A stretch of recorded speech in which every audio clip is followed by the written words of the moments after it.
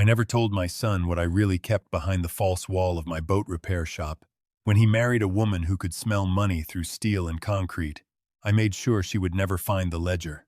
But while I was home watering my tomatoes, my shop foreman called me in a dead panic. "Boss, your daughter-in-law is here." She brought a locksmith and a man with a truck. I did not panic. I had been waiting 3 months for this exact moment, and what I did next ended her greedy little game for good. If you're riding along with me tonight, hit that like button and subscribe so you don't miss my next story. Tell me in the comments, son, daughter, neighbor, friend, whatever you call yourself to me, where you're listening from and what time it is on your end. I love knowing who's out there with me tonight. It was 10:15, and the marina was quiet except for the halyards clinking against the masts in the wind. I'm Walter Briggs. I'm 68 years old, and I spent 44 years pulling engines out of dead boats and putting them back together better than new.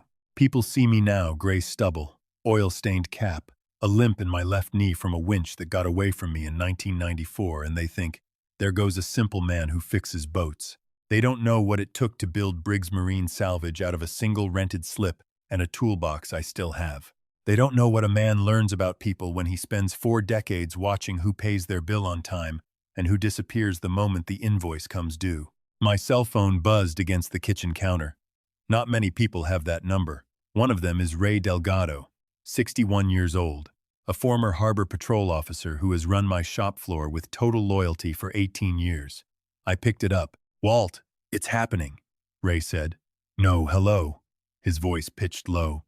"Vanessa's here at the North Building. She's got a locksmith and some guy with a flatbed." I took a slow breath. "Is Danny with her, Ray?" "No, just her, the locksmith, and the truck driver. She's got paperwork in her hand, waving it at anybody who looks at her." I set down my coffee mug. "Let her in, Ray. Don't call the police. Don't stop her. Pull the guys back from that building and let her walk right up to that door." Ray hesitated the way a man does when he thinks his boss has lost his mind. "Walt, you sure about this? She looks like she means business." "I'm sure," I said, my hand resting on the edge of the counter where a photo of my late wife, Carol, sat in a small brass frame. "Let her cut every lock in the place if she wants to. Tonight she finds out exactly what kind of trap she's been building for herself." I hung up the phone. To understand how a woman ended up standing outside my North Storage building with a locksmith at 10 at night, you have to go back 3 months, to the exact day I felt the first cold prickle of doubt crawl up the back of my neck. My son Danny is 34. He's a good kid, soft in some ways. His mother and I probably made him. Quick to trust, quicker to forgive. He runs the customer service side of my shop, the part where you smile at people and explain why their outboard motor costs what it costs. When Carol passed 4 years ago, I made a promise to her at the graveside that I would watch over that boy like a hawk, because Danny has never once in his life imagined that another person could want to hurt him. He married Vanessa a 1.5 years ago. She's a brand consultant, whatever that means exactly. She has a laptop, a ring light, and an Instagram page with 40,000 followers where she talks about abundance mindset between ads for teeth whitening strips. She never had much money before Danny. After Danny, she suddenly had opinions about our family's money. It started at their anniversary dinner at a steakhouse downtown.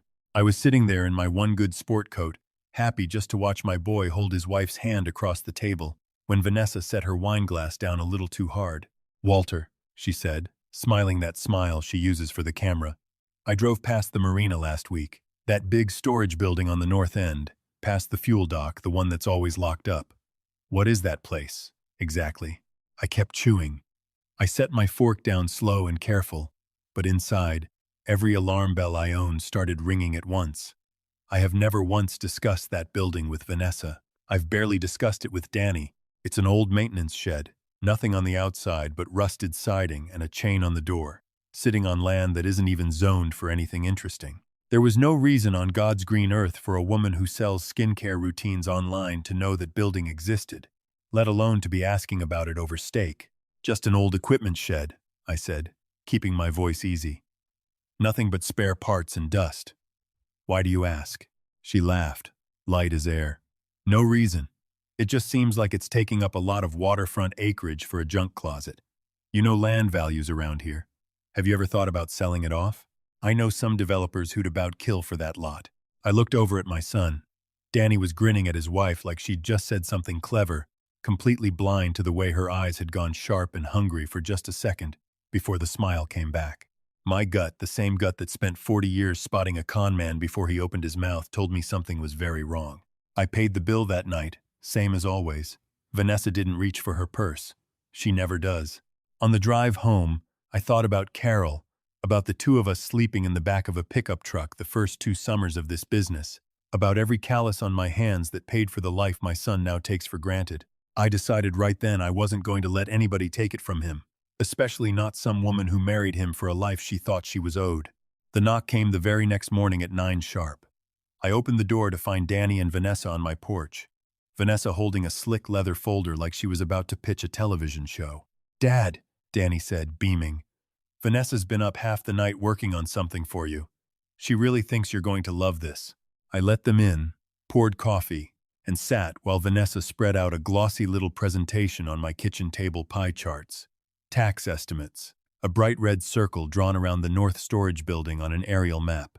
"Walter, you're bleeding money on that shed," she said, her voice dripping with rehearsed concern. "Property taxes on a building doing nothing but collecting dust? At your age, you should be enjoying life, not carrying dead weight. I've got developer contacts who'd pay top dollar, no hassle. I'd handle everything. You wouldn't lift a finger." Danny nodded along like she was reciting scripture. "Dad, she's right. You don't need the stress. Let her help." I flipped through her paperwork slow, like an old man overwhelmed by numbers, letting her believe every word was landing. She'd clearly done her homework on the public tax records. What she didn't know is that public tax records don't tell you a single true thing about what's actually inside that building. "This is an awful lot to take in," I said, tapping the folder. "I never sign anything the same day I read it. Let me sit with this a week." Her jaw ticked, just barely, the first crack in that camera-ready smile. "Of course, Walter. Just remember, opportunities like this don't wait forever." As I walked them out, I caught her eyes drift toward the hallway closet, where I keep an old fireproof filing cabinet. She looked at it 2 seconds too long. 2 seconds was all I needed. I spent that Sunday morning sitting with my coffee, staring at that filing cabinet, replaying the hunger in her eyes.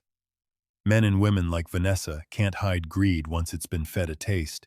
I decided I wasn't going to accuse her of anything. If I called her out directly, Danny would defend her with his whole chest, and I'd become the bitter old father trying to ruin his son's marriage. I had to let her think she was winning.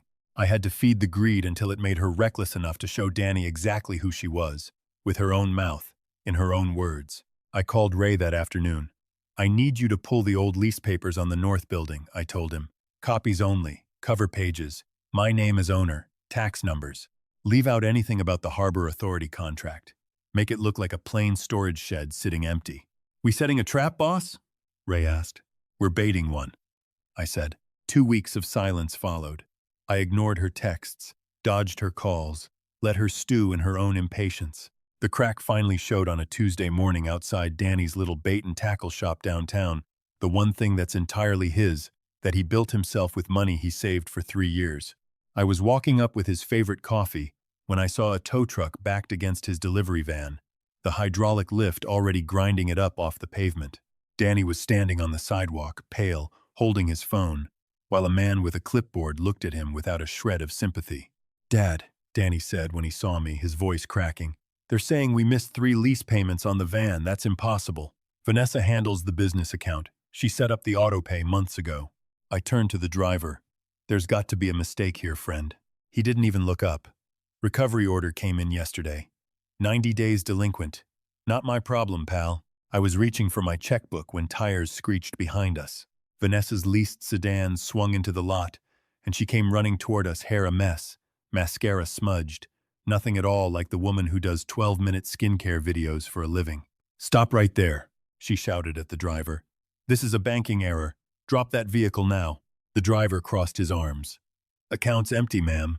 Payments bounced. I watched her hands shake as she dialed her phone, pacing in tight little circles, hissing into it about a security hold and a fraud flag. 10 frantic minutes later, she thrust the phone at the driver, and whatever voice was on the other end bought her 30 days. The van came down. Danny hugged her, relieved, telling her not to worry about it. But over Danny's shoulder, for one bare second, her mask slipped completely, and what I saw looking back at me wasn't embarrassment. It was fear. Real, cold fear. Women who run six-figure brand consulting businesses do not have their husband's delivery van repossessed over a glitch. They do not pace an alley shaking like an addict 2 days from her next fix. My gut, already suspicious, turned into something close to certainty.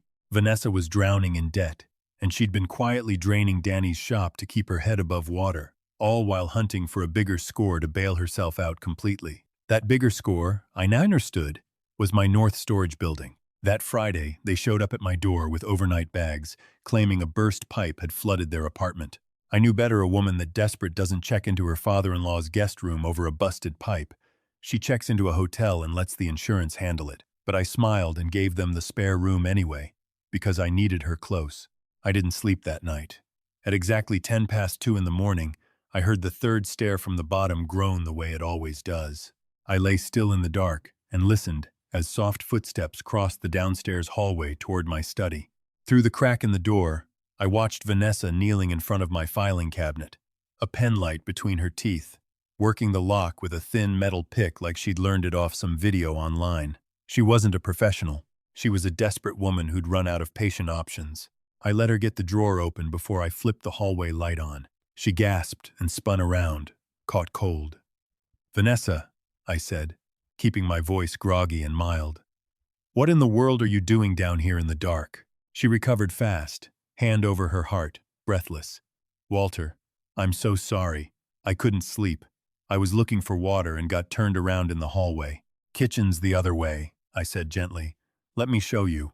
When she'd gone back up to bed, I checked the drawer. She'd found the folder with my property records, and in her panic to close things up, she'd left it sticking out just enough to tell me exactly what she'd been hunting for. The next morning I hired Marcus Webb, a private investigator I'd used twice before in my life, both times when I needed the truth about somebody fast. 3 days later, he slid into the booth across from me at the diner near the marina with a thick folder and tired eyes.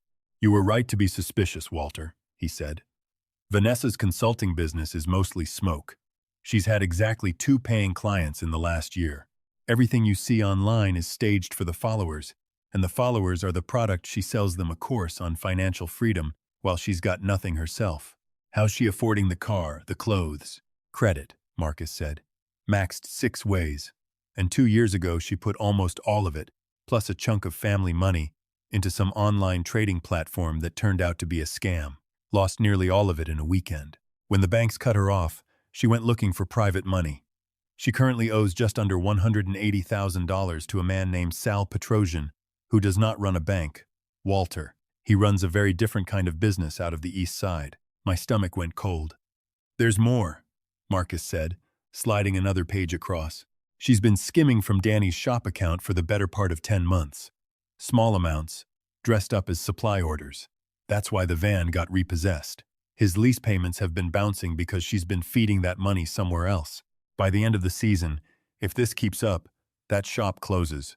I sat there feeling the same cold, focused calm I used to feel standing over a busted engine, knowing exactly which bolt to loosen first. She had put my son's life's work at risk, put debt collectors on his doorstep, and lied to his face every single day while she did it. That was a line that didn't get uncrossed. "You want me to call it in?" Marcus asked. "I've got a contact in financial crimes." I shook my head. "If the police pick her up now, Danny thinks it's a misunderstanding. He visits her. He forgives her. He'll believe every excuse she feeds him through a jail phone. I need him to see it himself, with his own eyes, so there's no story she can spin afterward." That afternoon I drove out to the shop and found Ray in the back office. "I need a fake inventory sheet," I told him. "Something valuable enough that a desperate person would risk everything to get their hands on it." "What kind of valuable?" Ray asked. "Marine salvage electronics," I said. "Untraceable, high resale, sitting in the North building. Make it look like it's been sitting there off the books for years." We spent 2 hours building a manifest recovered navigation systems and sonar equipment supposedly pulled from decommissioned military surplus boats worth an estimated $400,000, listed as unregistered and sitting in the North Storage building. I stamped it confidential in red ink and slid it into the same filing cabinet drawer Vanessa had already cracked once, wedged deep enough that she'd have to dig, shallow enough that she'd find it fast. Then I had 3 hidden cameras installed in my study, disguised as a smoke detector, a clock radio, and a phone charger, every angle covering that cabinet. That night at dinner, Vanessa was practically glowing with nervous energy, her knee bouncing under the table, and I knew the trap was working exactly as designed. Around midnight, the floorboard groaned again. I watched on my phone as she slipped into the study, found the folder, and read every word of it with her mouth slightly open, like a woman looking at a winning lottery ticket. She photographed every page with shaking hands before creeping back upstairs. The next morning, I slipped a small listening device into the lining of her purse while she showered. I told myself it was the only way left to protect my son. By that afternoon, sitting in my truck 2 blocks away, I heard her make the call. "Sal, listen to me," she said, her voice climbing into a register I hadn't heard from her before. "I found something bigger, way bigger than the shop money. There's a warehouse, my father-in-law's storage building. It's full of recovered marine electronics. Has to be 400 grand worth sitting there completely off the books. No insurance claim, nobody's watching it." The voice that answered was low and flat. "You said that about the shop money too, Vanessa. You have 5 days. This is real, Sal. I saw the paperwork myself. Give me the crew. I'll get you the door codes. You clean the place out in 1 night, take your money, and I disappear." "And your husband?" the voice asked. She didn't hesitate, not even a little. "He'll never know it was me. Let him think it was random.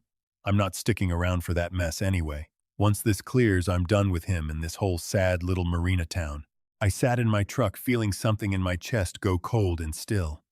She wasn't just stealing from an old man's shed. She was willing to let armed men break into a building with her own husband's name on the business license and vanish afterward without a second thought for what happened to Danny once the dust settled. I stopped feeling anything close to mercy for her right then.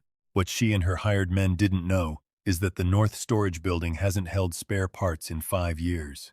3 years ago, the Regional Maritime Authority approached me quietly about a piece of land they needed.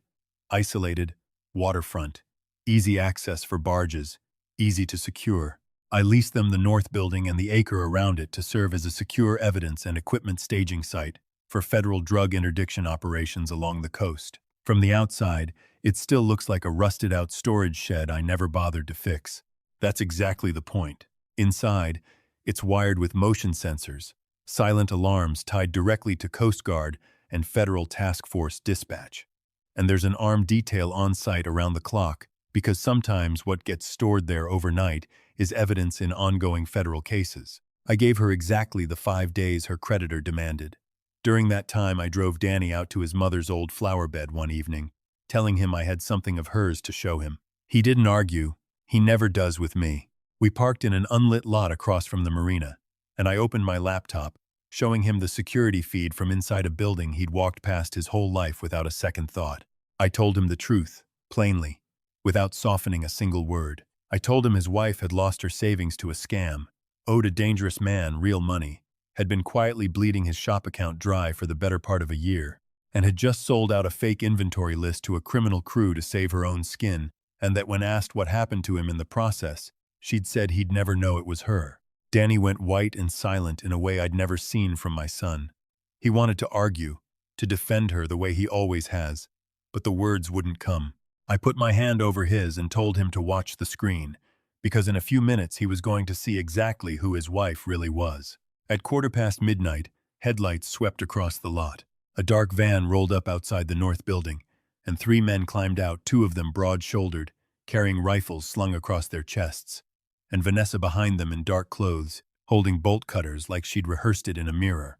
Danny made a sound beside me I'll never forget, something between a gasp and a sob. We heard her voice clear through the feed. "There's no cameras on this fence. The old man doesn't believe in security systems. He thinks nobody wants his junk. I've got the door code memorized. We're in and out in 20 minutes. One of the men grunted.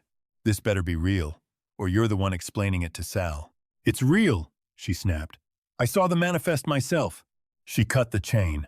The gate screeched open. She crossed the yard, punched in the door code she'd photographed off my fake paperwork, and the moment she and the 2 armed men stepped through that threshold and crossed the motion sensors, the entire lot lit up like daylight. A federal siren tore through the night. Danny grabbed my arm so hard it left a mark. Armed federal agents poured out from 3 directions, weapons raised, shouting for everyone to drop to the ground.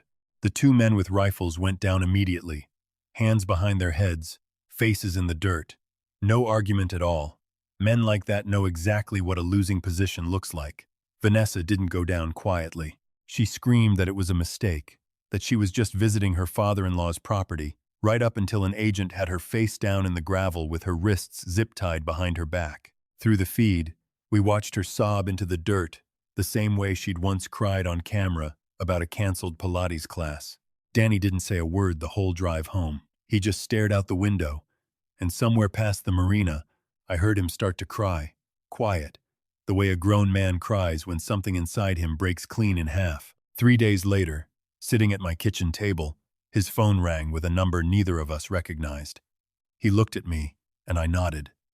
He answered, "Put it on speaker." The automated voice announced a collect call from the county detention center. Vanessa's voice came through next, high and frantic, already spinning a story about being in the wrong place at the wrong time, begging him to call a lawyer, to wire bail money, telling him none of it was what it looked like. Danny sat there listening to her lie to him one more time, and something in his face finally hardened all the way through. He reached over, took the phone from my hand, "No, I'm sorry," from his own hand, because this was his fight to finish, and said, "I heard everything, Vanessa. I watched you say I'd never know it was you." Then he hung up and blocked the number, and he didn't shed one more tear over her after that. Federal charges followed for all 3 of them: conspiracy, attempted theft of federal property, weapons charges for the 2 men she'd hired. A judge denied every one of them bail. Vanessa was looking at years, not months, and there wasn't a lawyer alive who could talk her way out of what 3 federal agents had on video. Danny filed for divorce that same week. The shop, once free of whatever she'd been quietly bleeding out of it, started climbing back to where it used to be within a month. He hired a new part-time clerk, started sleeping again, started laughing at the counter with regular customers the way he used to before she ever walked into our lives. About 6 weeks after that night, I sat him down at Carol's old kitchen table and slid a small brass key across to him. He looked at it, confused, the same way his mother used to look at me when I was about to surprise her with something. I told him that a man who spends his whole life pulling engines out of dying boats learns early that you never keep your real treasure somewhere a stranger might think to look. 3 years before Carol passed, we'd quietly set up a trust in Danny's name alone, completely separate from the shop, from the house, from anything with our names easily attached to it. Vanessa had spent a year and a half hunting for a fortune hidden in a rusted storage shed, never once suspecting the real inheritance had been sitting untouchable in his name the entire time, protected by paperwork she never thought to look for, because she never once believed an old man in an oil-stained cap could outthink her. He hugged me the way he used to when he was 7 years old and scared of a thunderstorm, and I held on to my son and didn't let go for a good long while. That Sunday evening, I sat out on the dock behind the shop with a glass of bourbon, watching the last of the light go orange over the water. I thought about Carol, about the promise I made her at the graveside, about every callous this business ever put on my hands. I raised my glass to the water and said it out loud, just for her to hear.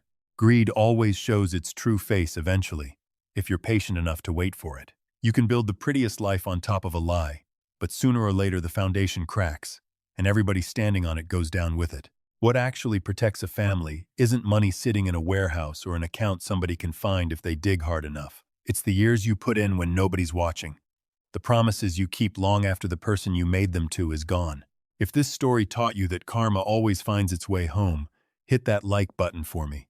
And tell me, have you ever had someone marry into your family who turned out to be after something other than love?